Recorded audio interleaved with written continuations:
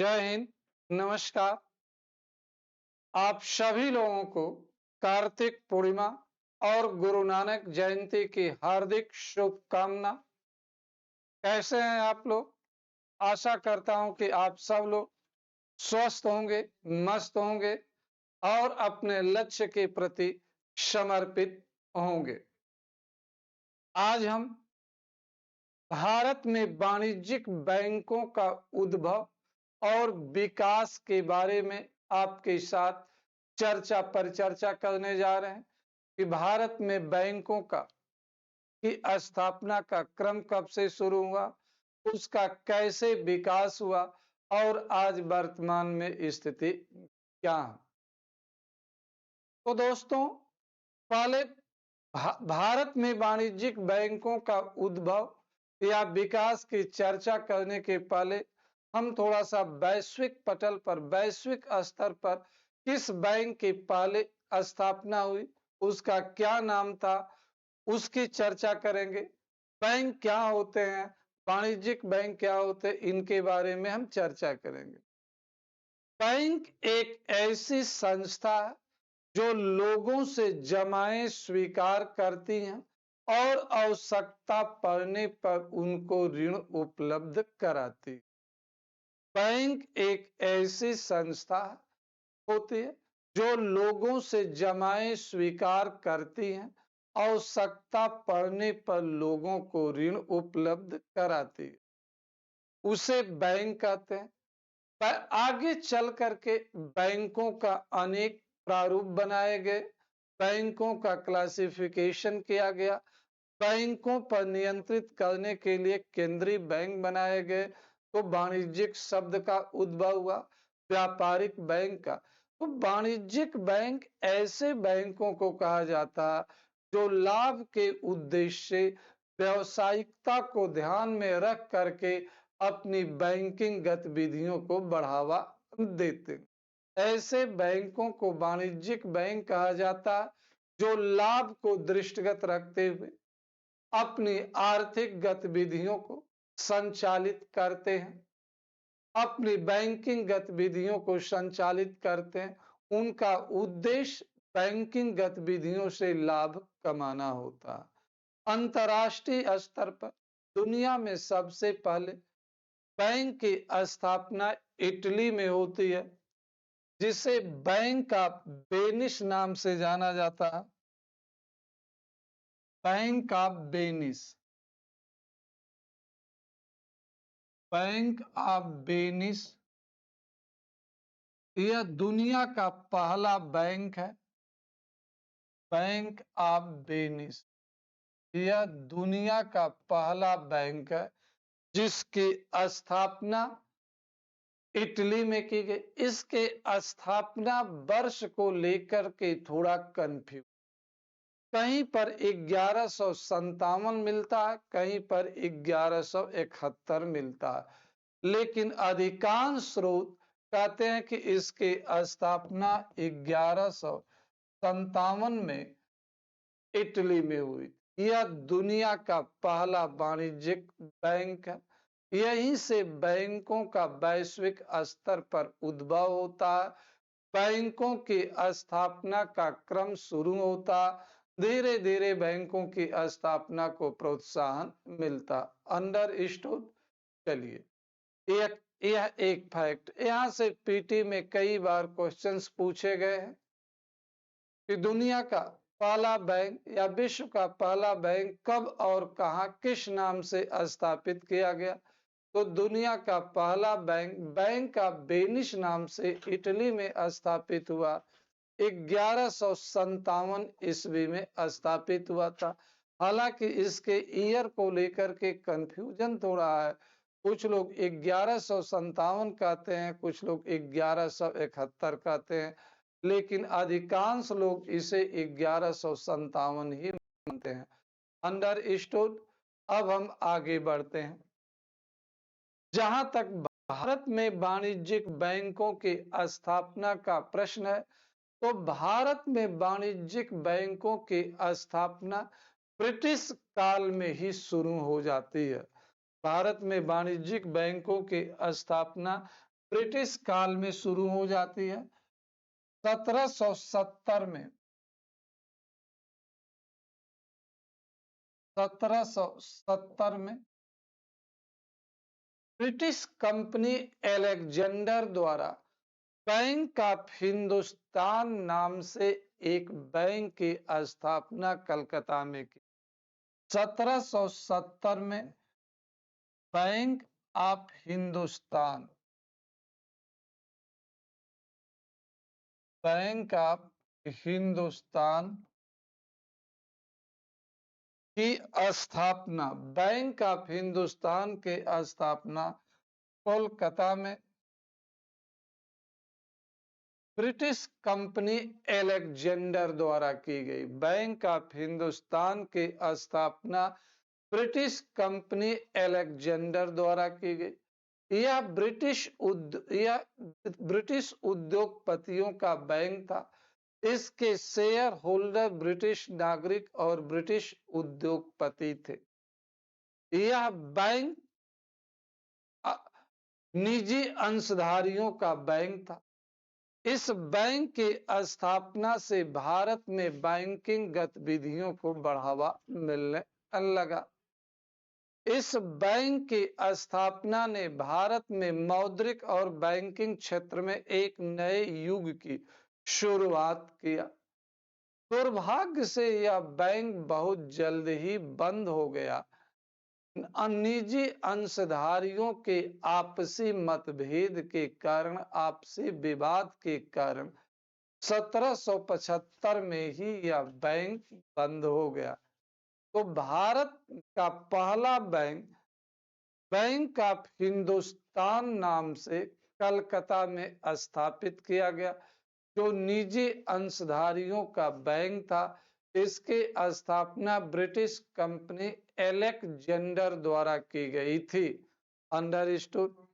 एक फैक्ट आपको याद यह रखना, यहीं से भारत में बैंकों के इतिहास का क्रम शुरू होता, वन बाय वन करके आगे बैंकों की स्थापना होने लगती है। 1806 में बैंक ऑफ बंगाल 1806 में bank of Bengal bank of Bengal 1840 में bank of Bombay bank of Bombay 1843 में बैंक ऑफ मद्रास की स्थापना की गई। इन बैंकों को प्रेसिडेंसी बैंक भी कहा जाता था। उस समय देश में 3 प्रेसिडेंसियां थी। इन तीनों प्रेसिडेंसियों में ब्रिटिश सरकार ने एक एक बैंक बनाया। Bank of Bengal, bank of Bombay, bank of Madras. इन तीनों बैंकों को प्रेसिडेंसी बैंक कहा जाता था।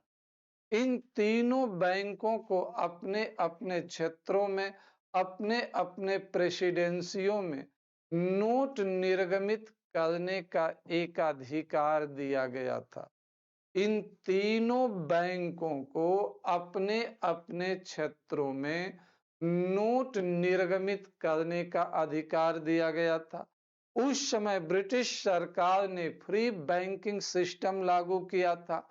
फ्री बैंकिंग सिस्टम का मतलब होता है कि किसी भी बैंक द्वारा नोट का निर्गमन किया जा सके, उसे फ्री बैंकिंग कहा जाता है। तो फ्री बैंकिंग व्यवस्था के अंतर्गत भारत में तीनों प्रेसिडेंसी बैंकों को नोट निर्गमित करने का एक अधिकार मिला हुआ था। इन 3 प्रेसिडेंसी बैंकों को नोट निर्गमित करने का अधिकार था, परंतु कालांतर में 1860 में इन बैंकों से नोट निर्गमित करने का एक अधिकार वापस ले लिया गया। इन बैंकों को नोट निर्गमित करने का अधिकार था, परंतु कालांतर में इन बैंकों से नोट निर्गमित करने का अधिकार वापस ले लिया गया। अंडरस्टूड? नोट निर्गमित करने का अधिकार वापस ले लिया गया 1860 में। इस दौरान और बैंक बनाए गए, लेकिन जो महत्वपूर्ण है, जहां से एक विभाजक रेखा खींची जा सकती है, उन्हीं के बारे में हम चर्चा कर रहे हैं। 1881 में 1881 में भारतीयों द्वारा सीमित देयता के आधार पर Awadh commercial bank, Awadh commercial bank, Awadh commercial सीमित देयता के आधार पर 1881 में अवध कमर्शियल बैंक की स्थापना की गई। यह भारतीयों द्वारा भारत में स्थापित किया गया पहला बैंक था। अवध कमर्शियल बैंक भारतीयों द्वारा स्थापित किया गया पहला बैंक था। यह जरूर भारतीयों के द्वारा बनाया गया था, लेकिन इसमें भारतीयों का दायित्व, उत्तरदायित्व सीमित था। संपूर्ण पूंजी भारतीयों की नहीं थी, इसमें विदेशी पूंजी थी। लेकिन आपसे प्रश्न पूछा जाए कि भारतीयों द्वारा भारत में स्थापित किया गया पहला बैंक कौन है, तो आपका उत्तर होना चाहिए अवध कमर्शियल बैंक भारतीयों द्वारा स्थापित किया गया पहला बैंक है, जो सीमित देयता के आधार पर, लिमिटेड लायबिलिटीज के आधार पर स्थापित किया गया बैंक है। अंडरस्टूड? चलिए हम आगे बढ़ते हैं। 1894 में पंजाब नेशनल बैंक की स्थापना की गई। पंजाब नेशनल बैंक की स्थापना की गई, जो 100% भारतीय पूंजी से स्थापित किया गया बैंक। यह बैंक 100% भारतीय पूंजी से बनाया गया बैंक था। इसमें कोई भी विदेशी पूंजी नहीं थी। इसमें 100% जो पूंजी थी वह भारतीय पूंजी ही थी। इसमें कोई विदेशी पूंजी नहीं लगी थी। इसकी स्थापना लाला हरदयाल द्वारा की गई थी। आपसे पूछा जब 100% भारतीय पूंजी से स्थापित भारत का पहला बैंक कौन था, तो आपका उत्तर होना चाहिए पंजाब नेशनल बैंक। यह 100% भारतीय पूंजी से स्थापित किया गया पहला बैंक था। इसकी स्थापना 1894 में लाला हरदयाल द्वारा की गई। क्लियर? 1921 में तीनों प्रेसिडेंसी बैंकों को आपस में मिला करके इंपीरियल बैंक बनाया गया। 1921 में तीनों प्रेसिडेंसी बैंकों को मिलाकर, तीनों प्रेसिडेंसी बैंकों को मिलाकर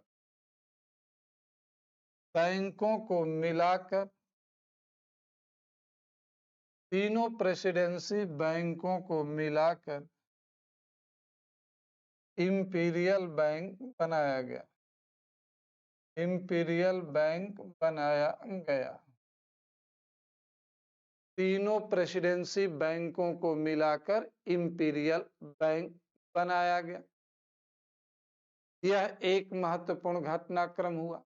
1920-21 में ब्रुसेल्स सम्मेलन हुआ था, जिसे प्रथम मौद्रिक सम्मेलन भी कहा जाता। इस मौद्रिक सम्मेलन में इस मौद्रिक सम्मेलन में दुनिया के सभी देशों से केंद्रीय बैंक की स्थापना करने का अनुरोध किया गया, सेंट्रल बैंक बनाने का अनुरोध किया गया, केंद्रीय बैंक स्थापित करने का अनुरोध किया गया। किया गया। इसके बाद भारत में भी यह प्रक्रिया आगे बढ़ती है और भारत में हिल्टन यंग आयोग का गठन किया जाता। हिल्टन यंग आयोग की सिफारिशों के आधार पर आगे चल करके केंद्रीय बैंक के रूप में आरबीआई की स्थापना होती है। आरबीआई के संदर्भ में हमने एक लेक्चर ऑलरेडी ले चुके हैं, जिसमें आरबीआई के सभी हम बेसिक आपको सब कुछ बता चुके हैं आरबीआई के संदर्भ में हम ऑलरेडी। इसलिए यहाँ पर संक्षेप में आपको बता रहा कि आरबीआई की स्थापना हिल्टन यंग आयोग की सिफारिशों पर की गई। आरबीआई की स्थापना अप्रैल 1935 में की गई। जब आरबीआई बना तो यह निजी अंशधारियों का एक बैंक था, परंतु जब आरबीआई बना तो यह एक निजी अंशधारियों का बैंक था, परंतु स्वतंत्रता प्राप्ति के बाद 1 जनवरी 1949 को आरबीआई का राष्ट्रीयकरण कर लिया गया और इसे एक संविधिक संस्था के रूप में स्थापित किया गया। इसे एपेक्स मॉनिटरी रेगुलेटरी बॉडीज का दर्जा दिया गया। तो 1949 के पहले आरबीआई केंद्रीय बैंक होने के साथ साथ निजी अंशधारियों का भी बैंक था, लेकिन 1 जनवरी 1949 को आरबीआई का राष्ट्रीयकरण किया गया। आरबीआई को एक संविधिक संस्था का दर्जा दिया गया। आरबीआई को केंद्रीय बैंक के रूप में पहले भी मान्यता थी, अब और नए परिप्रेक्ष्य में दी गई। आरबीआई को शीर्ष नियामक मौद्रिक संस्था की जिम्मेदारी दी गई। आगे हम चलते हैं। 1955 में गोरवाला समिति की सिफारिशों के आधार पर गोरवाला 1955 में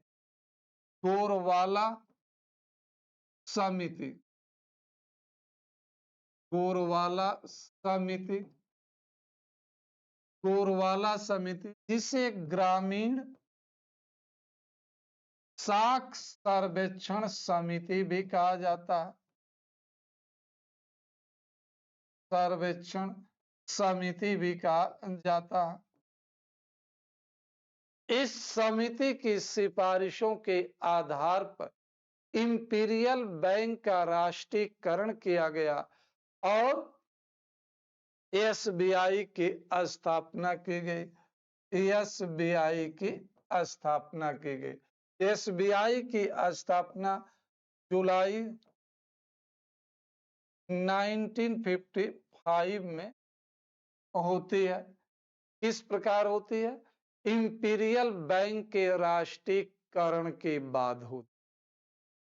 इंपीरियल बैंक का राष्ट्रीयकरण गोरवाला की अध्यक्षता में गठित ग्रामीण साख सर्वेक्षण समिति की सिफारिशों के आधार पर होता है।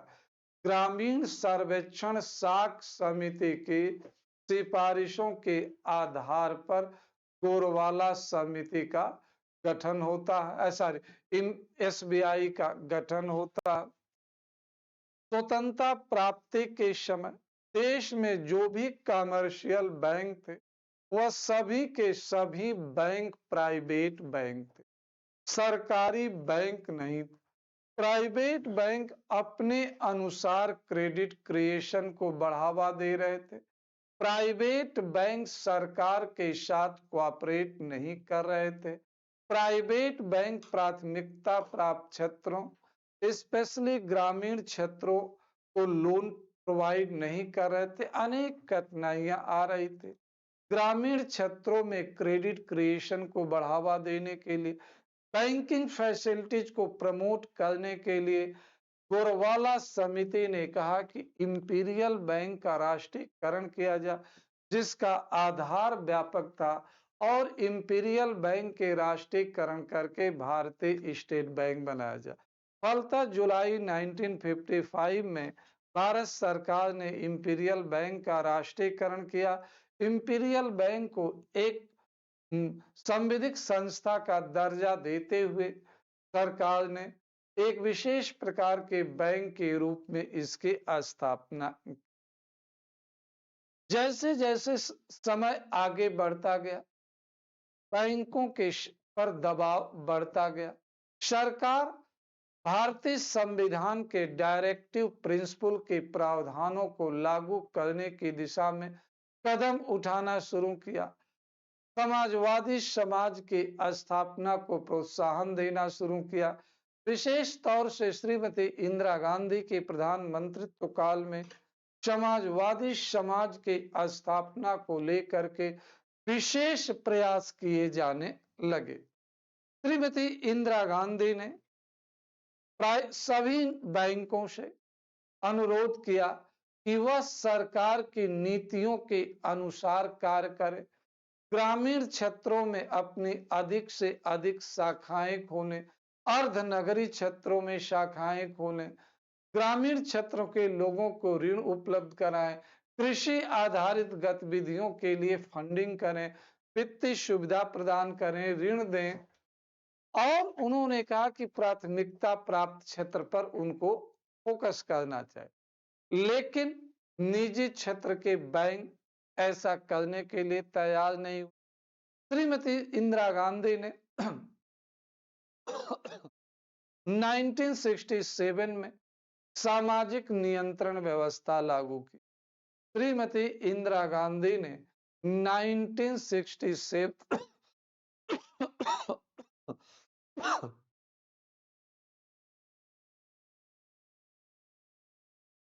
में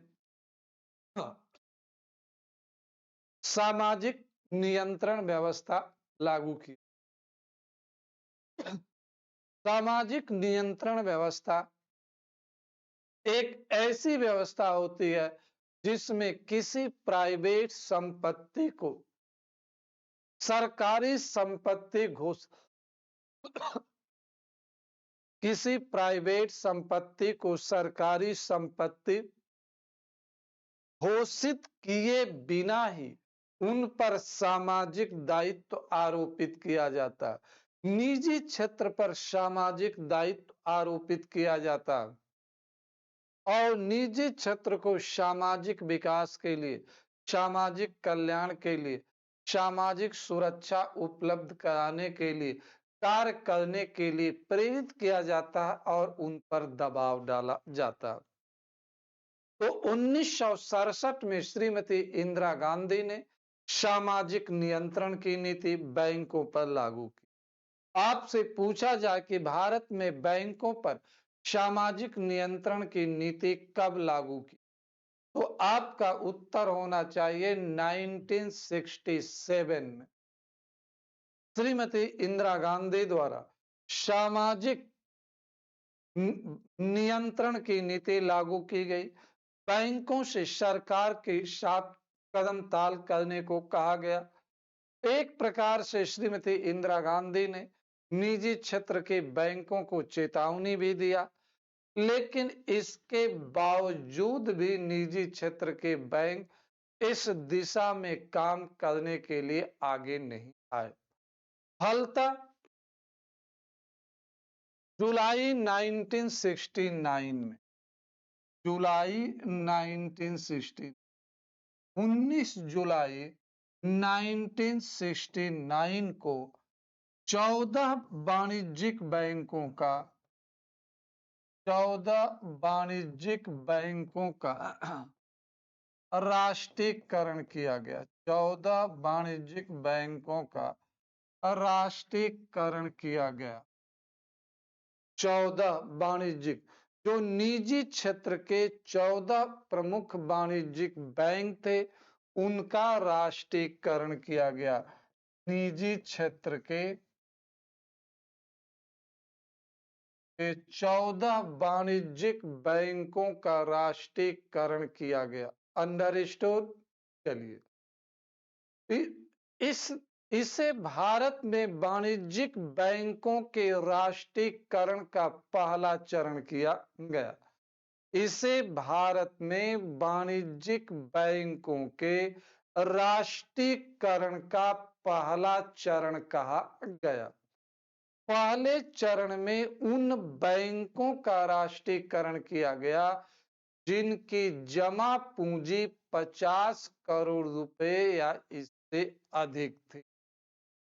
आपसे पूछा जाए कि भारत में निजी क्षेत्र के वाणिज्यिक बैंकों के राष्ट्रीयकरण का पहला चरण कब पूरा हुआ, तो निजी क्षेत्र के वाणिज्यिक बैंकों के राष्ट्रीयकरण का पहला चरण जुलाई 1969 में संपन्न हुआ।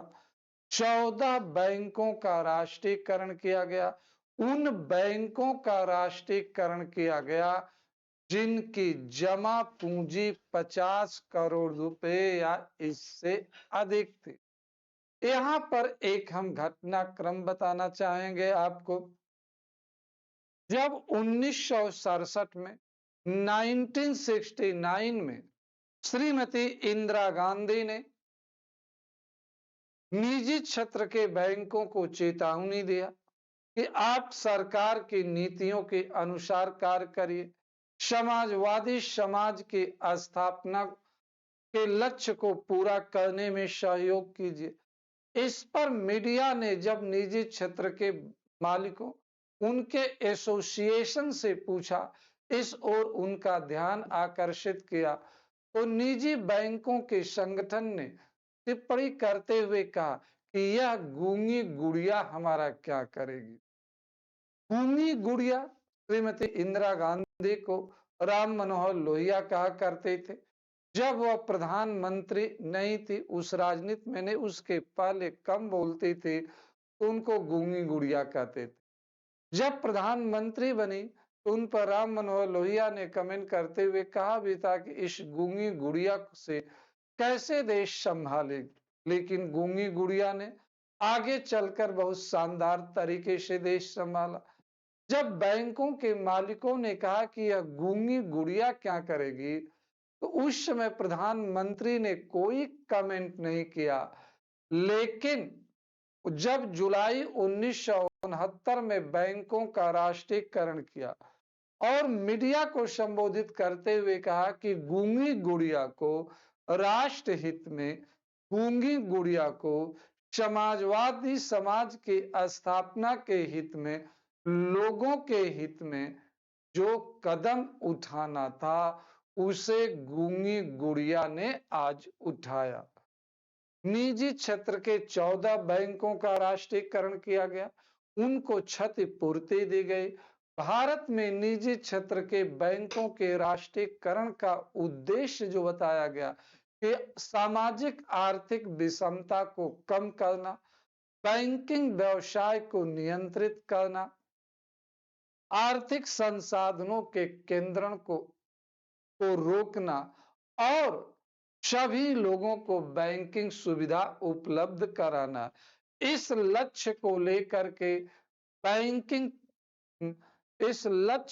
लेकर के बैंकों का राष्ट्रीयकरण किया गया। यहां से प्रारंभिक परीक्षा में प्रश्न पूछा जाता। फिर बैंकों के दूसरा चरण का राष्ट्रीय, जो पहला चरण हुआ, यह राष्ट्रीयकरण का प्रथम चरण कहा जाता है। राष्ट्रीयकरण का प्रथम चरण, राष्ट्रीयकरण का प्रथम चरण कहा जाता। अप्रैल 1980 में, अप्रैल 1980 में निजी क्षेत्र के 6 बैंकों का राष्ट्रीयकरण किया, जिसे दूसरा चरण कहा जाए। अप्रैल 1980 में निजी क्षेत्र के 6 बैंकों का राष्ट्रीयकरण किया गया। राष्ट्रीयकरण किया गया निजी क्षेत्र के जिसे द्वितीय चरण कहा जाता है। भारत में निजी क्षेत्र के बैंकों के राष्ट्रीयकरण का द्वितीय चरण कहा जाता। अप्रैल 1980 में निजी क्षेत्र के 6 बैंकों का राष्ट्रीयकरण किया गया, जिसे बैंकों के राष्ट्रीयकरण का द्वितीय चरण कहा जाता है। अंडरस्टूड। अप्रैल 1980 में उन बैंकों का राष्ट्रीयकरण किया गया जिनकी जमा पूंजी 200 करोड़ रुपए या इससे अधिक थी। पहले चरण में 50 करोड़ रुपए पूंजी को आधार बनाया गया, तो दूसरे चरण में 200 करोड़ रुपए को आधार बनाया गया। तो इस प्रकार 2 चरणों में भारत सरकार ने 20 बैंकों का राष्ट्रीयकरण किया। यह 2 चरणों में 20, पहले चरण में 14 बैंक और दूसरे चरण में 6 बैंकों का राष्ट्रीयकरण किया गया। 1969 में जब वाणिज्यिक बैंकों का राष्ट्रीयकरण का प्रथम चरण पूरा हुआ, वाणिज्यिक बैंकों के राष्ट्रीयकरण का प्रथम चरण पूरा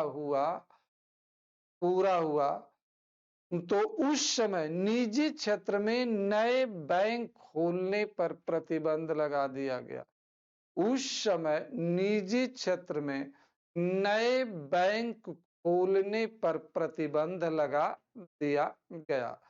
मतलब 1969 में निजी क्षेत्र में नए बैंक खोलने पर प्रतिबंध लगाया गया। 1969 में जुलाई 1969 में निजी क्षेत्र में नए बैंक खोलने पर प्रतिबंध लगा दिया। खोलने पर प्रतिबंध लगा दिया गया। प्रतिबंध लगा दिया गया। खोलने पर प्रतिबंध लगा दिया गया। निजी क्षेत्र में नया बैंक खोलने पर प्रतिबंध लगाया गया। लेकिन देश में आर्थिक उदारीकरण की नीति लागू होने के बाद 1993 में निजी क्षेत्र में पुनः बैंक खोलने की अनुमति दे दी गई। निजी क्षेत्र में बैंक खोलने की पुनः अनुमति दे दी गई। बैंक खोलने की पुनः अनुमति दे दी गई। निजी क्षेत्र में बैंक खोलने की पुनः अनुमति दे दी गई। अंडरस्टूड। 1969 में निजी क्षेत्र में बैंक खोलने पर प्रतिबंध लगाया गया और 93 में पुनः अनुमति दे दी गई। 1991 में देश में आर्थिक उदारीकरण कार्यक्रम शुरू किया गया। नई औद्योगिक नीति शुरू की गई। नए निजी क्षेत्र को प्रोत्साहन दिया जाने लगा। इंस्पेक्टर राज को चरणबद्ध तरीके से समाप्त करने की पॉलिसी अपनाई गई। गवर्नमेंट उदारीकरण, निजीकरण और वैश्वीकरण एलपीजी को प्रोत्साहित करने लगी। इसके बाद सरकार ने निजी क्षेत्र में बैंक खोलने की पुनः अनुमति दे दी और निजी क्षेत्र के लोगों से बैंकों के खोलने के लिए आवेदन मांगे जाए। फलतः देश में बैंकिंग क्षेत्र में एक नए युग की शुरुआत होती है। चाहे एचडीएफसी बैंक हो, आईसीआईसीआई बैंक हो या एक्सिस बैंक हो, महिंद्रा कोटेक्स हो, इस तरह के जो अनेक बैंक हैं वह 1993 या उसके बाद ही खुले। तो 1993 के बाद भारतीय बैंकिंग क्षेत्र में एक नए युग की शुरुआत होती है। भारत में बैंकिंग क्षेत्र के विस्तार को बढ़ावा मिलता है। भारत में निजी क्षेत्र के बैंकों का तीव्र गति से विस्तार होता है। बैंकिंग गतिविधियां बढ़ती हैं। बैंकिंग क्षेत्र का प्रसार होता। 2011 में भारत सरकार ने पुनः निजी क्षेत्र में बैंक खोलने के लिए नए दिशा निर्देश जारी किया। जो 1993 में दिशा निर्देश और नियम बनाए गए थे, उन दिशा निर्देशों और नियमों को 1993 में संशोधित किया गया और संशोधित करके नया दिशा निर्देश बनाया गया। 1993 में बैंकिंग क्षेत्र में जो निजी क्षेत्र के बैंकों के संदर्भ में जो दिशा निर्देश जारी किए गए थे, 2011 में उसको अद्यतन किया गया, अपडेट किया गया, संशोधित किया गया। तो 2011 में फिर एक बार निजी क्षेत्र में बैंकों की स्थापना को, उसके बाद 2014 और 15 में वित्तीय समावेशन को बढ़ावा देने के लिए भुगतान बैंक और स्मॉल फाइनेंस बैंक के कंसेप्ट को भी भारत में लाया गया। ऊर्जित नचिकेत मोर समिति की सिफारिशों के आधार पर भुगतान बैंक, पेमेंट बैंक और नचिकेत मोर तथा ऊषा थोराट कमेटी की सिफारिशों के आधार पर स्मॉल फाइनेंस बैंक के कंसेप्ट को लाया गया। स्मॉल फाइनेंस बैंक के कंसेप्ट को अपनाया गया। क्लियर हुआ? तो भारत सरकार बैंकिंग क्षेत्र में वर्तमान में लगातार इनोवेशन को बढ़ावा दे रही है।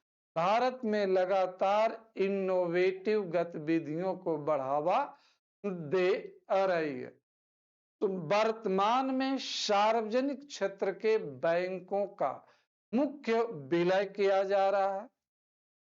अब उस पर आएंगे। भारत में वाणिज्यिक बैंकों का वर्गीकरण, अब इस पर हम चर्चा करें।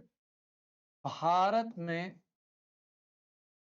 वाणिज्यिक बैंकों का वर्गीकरण, भारत में वाणिज्यिक बैंकों का वर्गीकरण, बैंकों का वर्गीकरण, classification of commercial bank in India.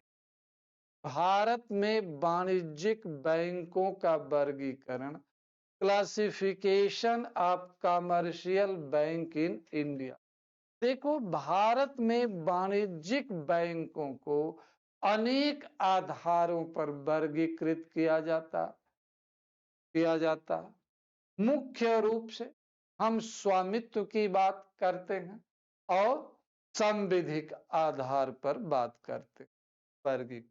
तो अभी जो हम बात करने जा रहे हैं स्वामित्व के आधार पर, स्वामित्व के आधार पर, स्वामित्व के आधार पर बैंकों का वर्गीकरण, बैंकों का वर्गीकरण, वाणिज्यिक बैंकों। देखिए, स्वामित्व के आधार पर बैंकों का भारत में 3 मुख्य: सार्वजनिक बैंक, निजी बैंक, विदेशी बैंक,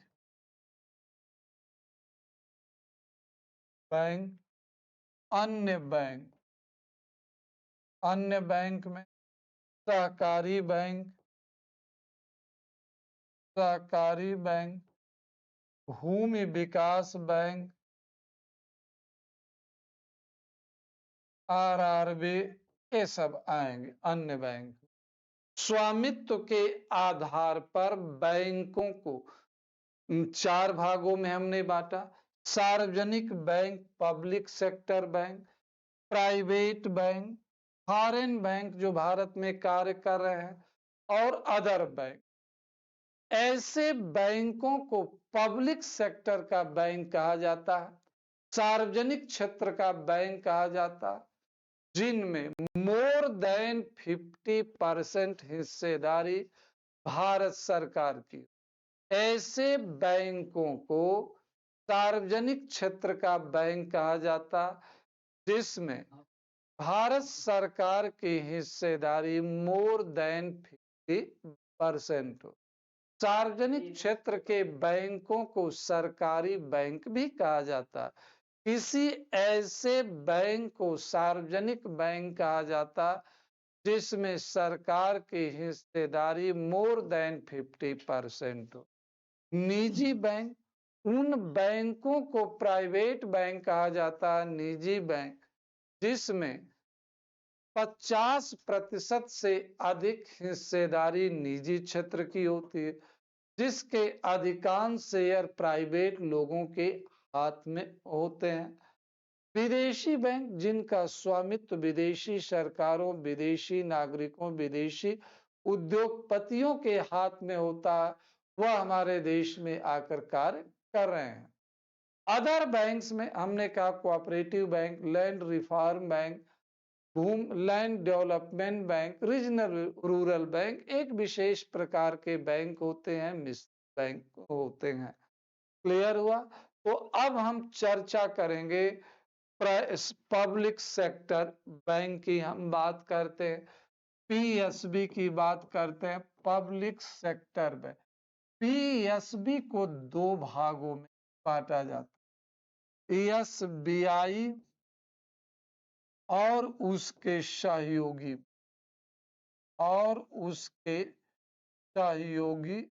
बैंक,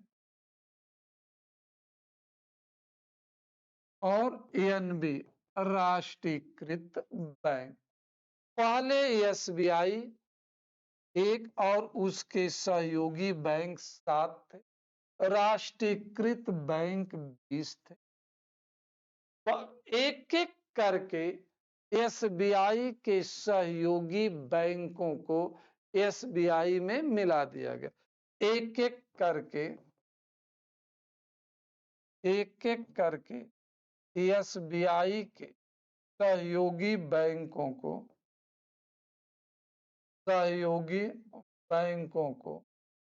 एसबीआई में मिला दिया गया।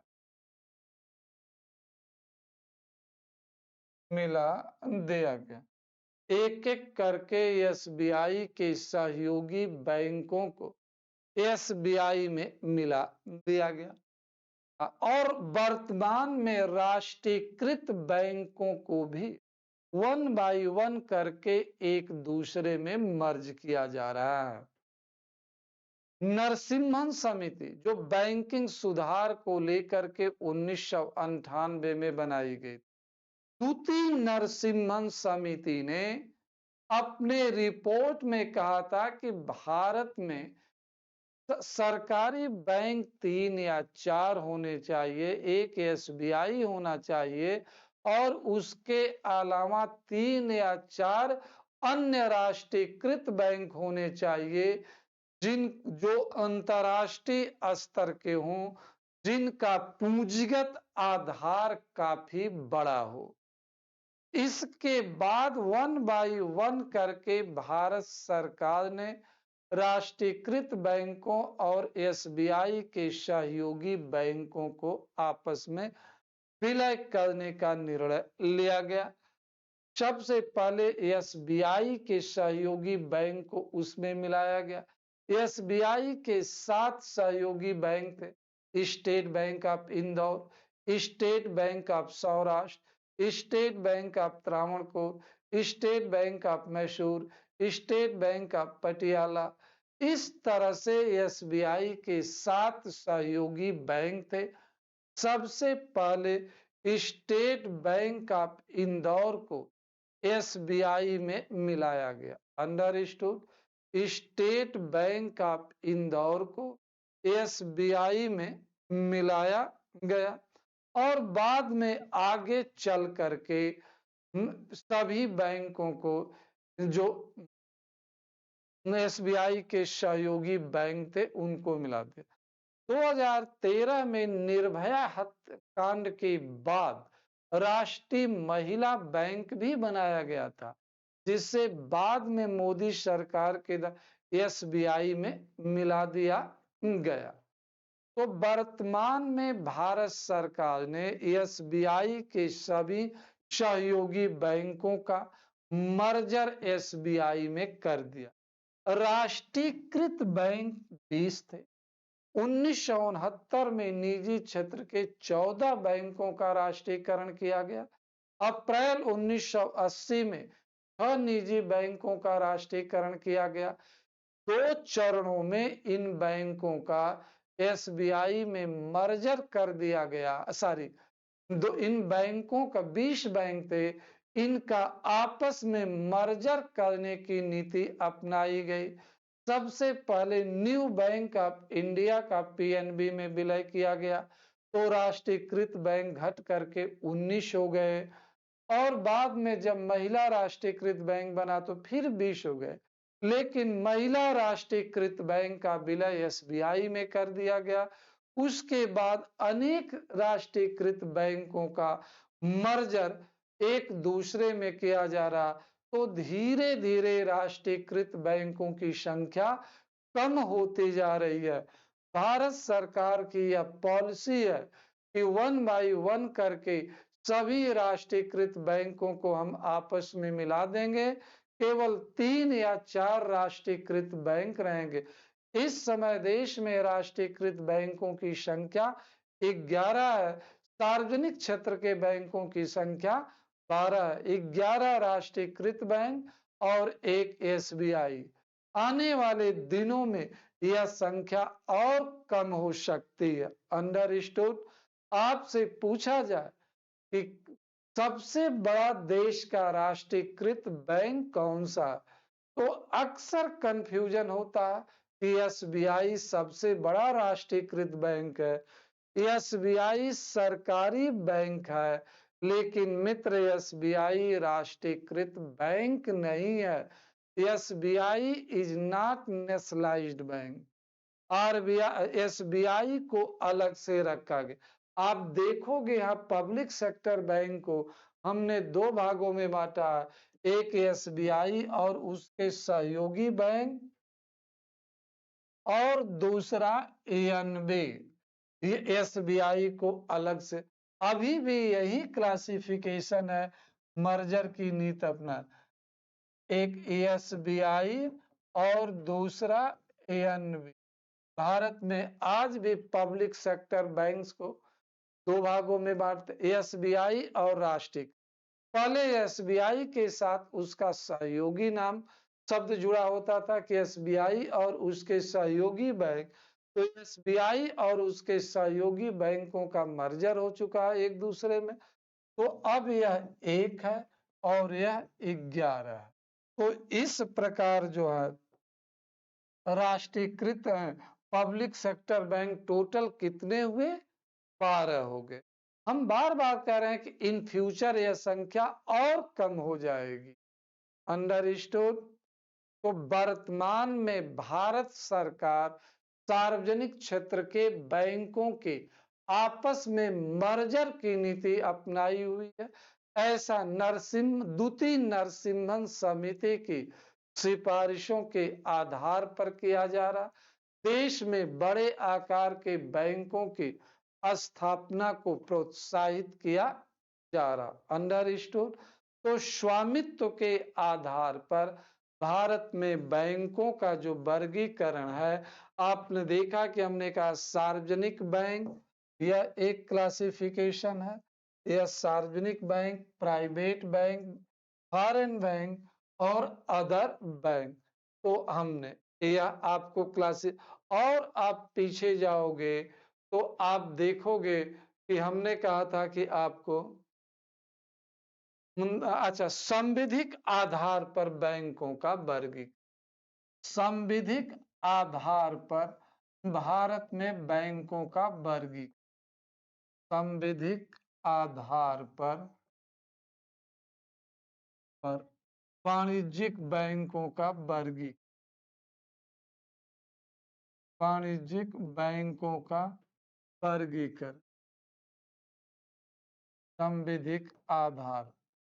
देखिए, संविधिक आधार पर भारत में वाणिज्यिक बैंकों को दो भागों में बांटा गया। संविधिक आधार पर भारत में वाणिज्यिक बैंकों के दो भाग, अनुसूचित बैंक, अनुसूचित बैंक और गैर अनुसूचित बैंक। अनुसूचित बैंक और गैर अनुसूचित bank, scheduled bank and non scheduled bank. यहाँ पर बैंकों को दो भागों में बांटा गया है, शेड्यूल्ड बैंक और नॉन शेड्यूल्ड बैंक में दो भागों में बांटा। अब प्रश्न उठता है कि what is scheduled bank and what is non scheduled bank. किसे हम शेड्यूल्ड बैंक कहेंगे और किसे नॉन शेड्यूल्ड बैंक कहेंगे। ऐसे बैंकों को शेड्यूल्ड बैंक, अनुसूचित बैंक कहा जाता है, जिनका उल्लेख, ऐसे बैंकों को शेड्यूल्ड बैंक कहा जाता है जिसका उल्लेख आरबीआई एक्ट 1934 की दूसरी अनुसूची में किया गया।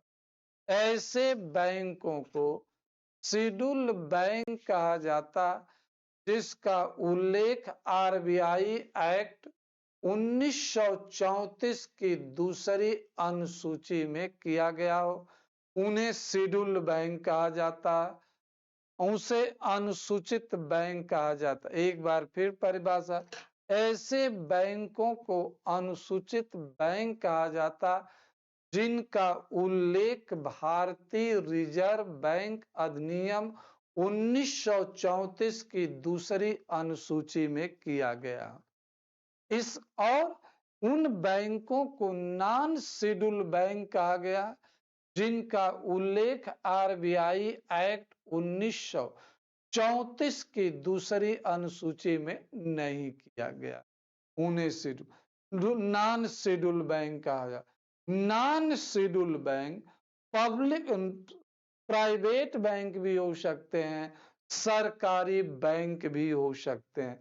आपसे पूछा जाए कि शेड्यूल्ड बैंक क्या केवल सरकारी ही होते हैं या शेड्यूल्ड बैंक केवल प्राइवेट होते हैं, तो आपका उत्तर होना चाहिए शेड्यूल्ड बैंक प्राइवेट भी होते हैं, शेड्यूल्ड बैंक सरकारी भी होते हैं। धीरे धीरे नॉन शेड्यूल्ड बैंकों की संख्या बहुत ही कम रह गई। जो भी बैंक वाणिज्यिक बैंक भारत में है, शेड्यूल्ड बैंक। शेड्यूल्ड बैंक का दर्जा आरबीआई द्वारा प्रदान किया जाता। आपसे पूछा जाए, प्रश्न पूछा जा सकता है कि किसी बैंक को शेड्यूल्ड बैंक का दर्जा किसके द्वारा दिया जाता, तो आपका उत्तर होना चाहिए कि शेड्यूल्ड बैंक का दर्जा आरबीआई द्वारा प्रदान किया जाता। आरबीआई शेड्यूल्ड बैंक का दर्जा प्रदान करने के लिए कुछ पैरामीटर बनाई है, कुछ शर्तें निर्धारित किया है। उन पैरामीटर के आधार पर, उन शर्तों के आधार पर इनको जो है दर्जा प्रदान। पहली शर्त है कंपनी की, बैंक की स्थापना ज्वाइंट कैपिटल कंपनी के रूप में, संयुक्त पूंजी कंपनी के रूप में होनी चाहिए। पहली, अनुसूचित बैंक का दर्जा प्राप्त करने के लिए पहली शर्त है कि बैंक की स्थापना संयुक्त पूंजी कंपनी के रूप में, उसमें शेयर होल्डर होने चाहिए। बैंक के शेयर एक ही व्यक्ति या एक ही घराने के पास नहीं होना चाहिए, बल्कि उसकी पूंजी में अनेकों शेयर होल्डर होने चाहिए। संयुक्त पूंजी कंपनी। दूसरा, बैंक की पेड अप कैपिटल चुकता पूंजी कम से कम 5 लाख रुपया होनी चाहिए। बैंक की चुकता पूंजी कम से कम 5 लाख। पेड अप कैपिटल का मतलब होता है शेयर धारकों से प्राप्त की गई पूंजी। इस पेड अप कैपिटल को बढ़ाने का प्रस्ताव लंबे समय से विचाराधीन है। 5 लाख रुपया अब बहुत कम रह गया, इसकी मौद्रिक वैल्यू काफी कम हो गई है, तो इस पेड अप कैपिटल को बढ़ाने की दूसरी कंडीशन यह होती है, पहली, बैंक संयुक्त पूंजी कंपनी के रूप में। दूसरा, पेड अप कैपिटल कम से कम 5 लाख रुपया होना चाहिए। तीसरा, बैंक को आरबीआई के सभी शर्तों को मानना बाध्यकारी होता। आरबीआई के सभी दिशा निर्देशों को मानना बाध्यकारी होगा। इस संदर्भ में बैंक द्वारा आरबीआई को लिखित रूप में दिया जाता कि आरबीआई के सभी दिशा निर्देशों का वह अनुपालन करेंगे। शेड्यूल्ड बैंकों को सीआरआर या अन्य जमाओं को जमा करना अनिवार्य होता। बैंक संबंधित बैंक को आरबीआई को यह विश्वास दिलाना होता उसके द्वारा कोई भी ऐसा कार्य नहीं किया जाएगा जिससे कि बैंक ग्राहकों को किसी भी प्रकार से क्षति पहुंचे, जनता को क्षति पहुंचे। 2 कंडीशन महत्वपूर्ण है, पहली चुकता पूंजी, संयुक्त चुकता पूंजी और पेड अप कैपिटल को ले, और सब सामान्य शर्तें हैं। जब बैंकों द्वारा इनको फॉलो किया जाता है, अनुपालित किया जाता है, तो आरबीआई उनको अनुसूचित बैंक का दर्जा देती है। अनुसूचित बैंकों को आरबीआई से विशेष सुविधाएं भी प्राप्त। अनुसूचित बैंकों को आरबीआई से विशेष सुविधा। अनुसूचित बैंकों को जरूरत पड़ने पर आरबीआई से बैंक दर पर ऋण भी प्राप्त हो। अनुसूचित बैंकों को सीआरआर के अंतर्गत धन जमा करने की अनुमति होती है, जिस पर जरूरत पड़ने पर वह ऋण ले सकते हैं। अनुसूचित बैंकों को संकट काल में आरबीआई द्वारा विशेष फंडिंग भी की जाती है या उनकी आवश्यकता पर फंडिंग की जाती है। यह सुविधाएं गैर अनुसूचित बैंकों को नहीं मिलती। तो संविधिक आधार पर, कानूनी आधार पर भारत में वाणिज्यिक बैंकों को अनुसूचित बैंक और गैर अनुसूचित बैंकों में विभाजित किया जाता, जिनकी परिभाषा मैंने आपको बताया। उम्मीद करता हूं कि आप सभी लोगों को यह कंसेप्ट, आज का जो तथ्यात्मक जानकारी हमने दिया, भारत में बैंकिंग के विकास को लेकर, बैंकों के उद्भव को लेकर के जो हमने तथ्यात्मक जानकारी प्रस्तुत किया, वह आपको क्लियर हो चुकी होगी। किसी को कोई समस्या हो तो आप प्रश्न करके हमसे पूछ सकते हैं। आज इसी के साथ इस लेक्चर को हम बंद करते हैं, विराम देते हैं। आगे अभी हम वाणिज्यिक बैंकों के विभिन्न प्रारूप क्या है, उनके बारे में हम परिचर्चा करेंगे। आपसे आग्रह है कि इस चैनल को सब्सक्राइब करिए, लाइक करिए, इसके बारे में आप अपने मित्रों को बताइए, जिससे उनको भी एक